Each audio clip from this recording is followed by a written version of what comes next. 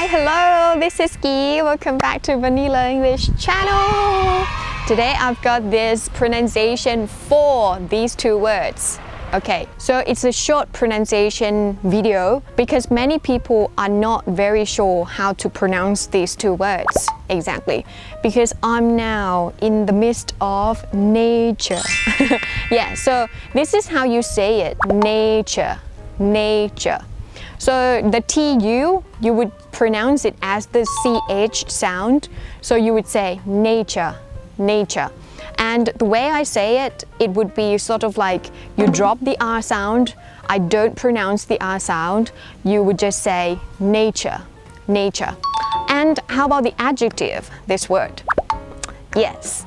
So many people think it's nature. So adjective would be natural. But no, not really. You would say natural, natural. You would notice that the vowel at the beginning is changed. Exactly. The noun nature, it's ne, right?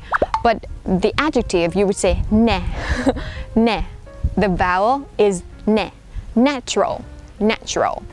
It's still the CH sound, so you would go natural, natural. Again, speak with me.